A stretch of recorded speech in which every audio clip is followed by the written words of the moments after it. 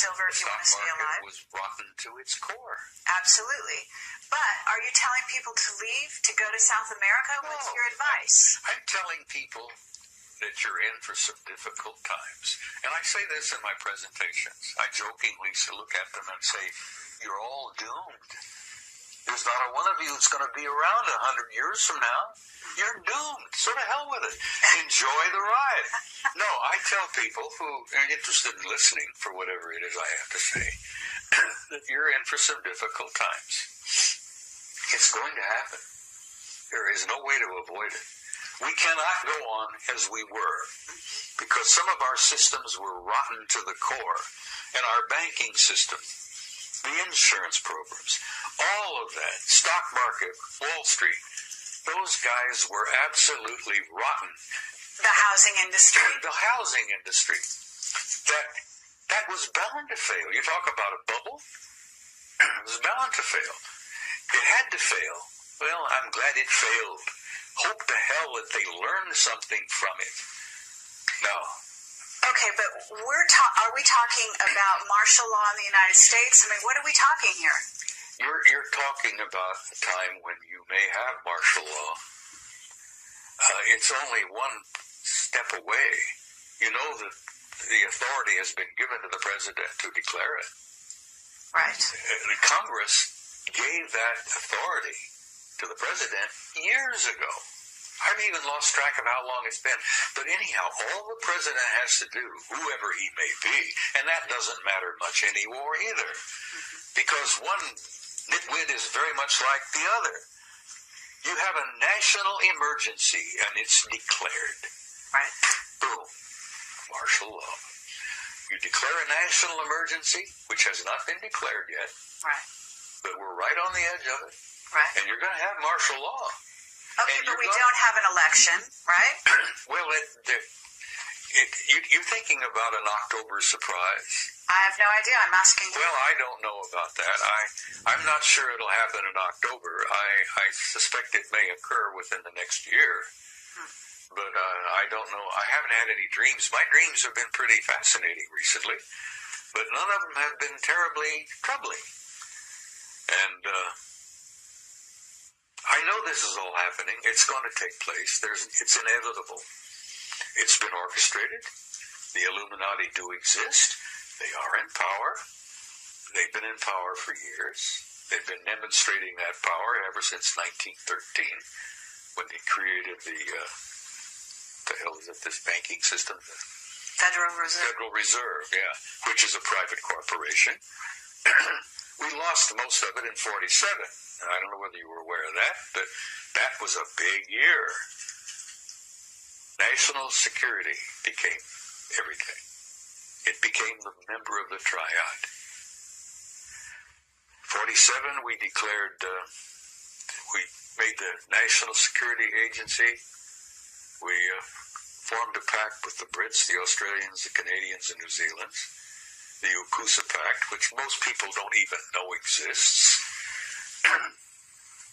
The UKUSA crowd, all of us, Britain, US, Canada, New Zealand, Australia, are all like this.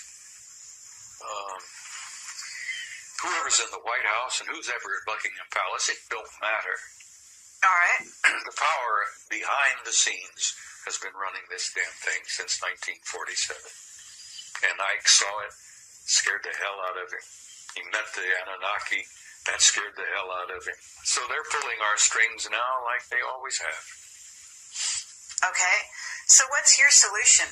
What would you tell people? I mean, in facing the future, in trying to reinvent the future, certainly Marsha's working with people to become enlightened, to She's doing apply. a tremendous amount of work to help people make this transition.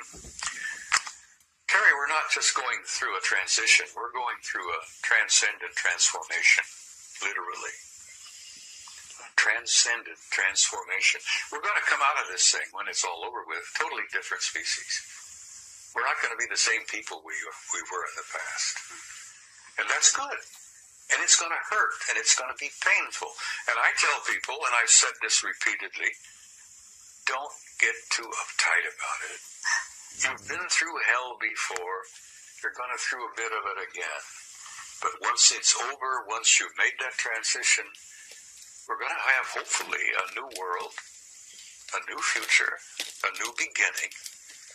And I think that's the end of the great year that we're going through. We're going through the end of a 26,000-year cycle. And I tell you, 2012 don't matter. First of all, Christ was born 7 years before. And this is a fact. And if you don't believe me, get Sir Lawrence Gardner, who's probably one of the best historians we've got working today. Lawrence Gardner's got the facts. Jesus was born 7 BC on the 1st of March.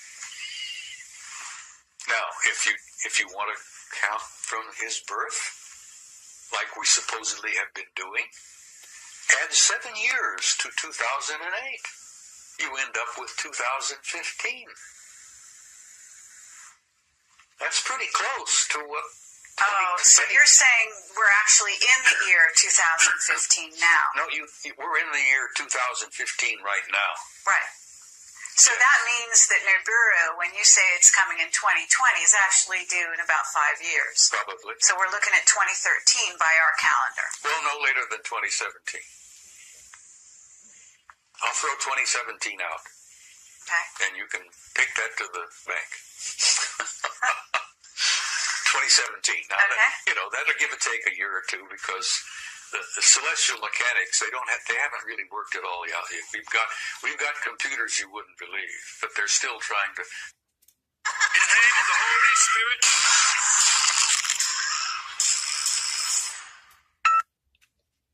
Feed in some of the data. So is one of the remote viewers, you're in touch with Ingo Swann? I haven't been in touch with Ingo for some time, but Carrie, I've been doing some remote viewing. Right. I've even had a couple of out-of-body experiences. I've been doing a lot of meditating. When you step into that world, there is no time. And you can talk to anybody, everywhere, all at once. And now, that sounds silly to anyone who doesn't understand what I'm trying to say. When you step into that realm of timelessness, and you remote view, and you step out of your body, and you go into altered states, and you meditate, you're in a timeless, infinite reality that people communicate. You'd be shocked and amazed at the wealth of information that's out there just to tap into. The old ones used to talk about the Akashic record. It's real. It's real. And it isn't just about the past, because, Carrie, there is no past. Nor is there a future. There's only an eternal now. And a physicist sitting here in this room would say balderdash because they wouldn't grasp for a minute what I'm trying to talk about. But old Ingo would. Yeah, absolutely. Well, I've been some of those places myself that you're talking about.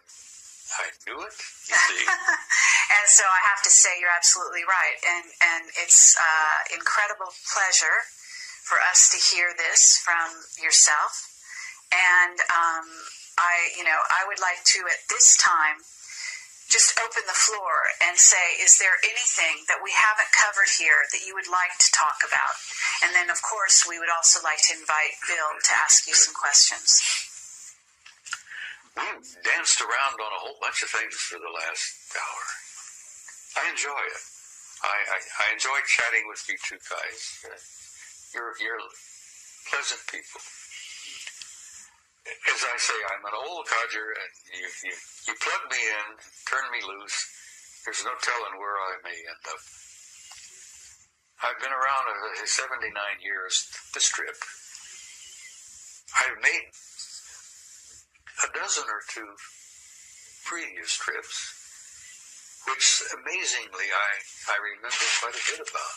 When you start going into that timeless realm, you step into that infinite, which we're all part of. Memories of other lives come flooding into you sometimes. Oh God, the things I've seen, the things I've done, the places I've been, this life are kind of shocking. The things I've done, the places I've been, the lives I've lived before are beyond belief. I'm not boasting. This is not a boast. But I'm an old soul. I've been around on this planet a long time. And I amazingly remember it. Some of the memories I would rather not remember because they're painful. Hell, I have memories of Sumer. I knew the Anunnaki back then. Worked with them. I was one of their products. I know them now. And I don't have any fear. And in bringing this to a close, I would like to say to whoever is watching, get rid of the fear. You have nothing to fear. You are an immortal, timeless being who has an infinite future in a glorious universe that's so filled with beauty and life that we on this little tiny planet couldn't begin to grasp. But I say to people, don't be afraid, for God's sake. Gather around you those you love. Spread that love around. And go into tomorrow with courage. Because you've been through a hell of a lot worse before. So be hopeful, love one another, and have courage. And that's really all I had to say. Well, thank you, Bob Dean. It's really an honor and a pleasure. Thank you, Carrie.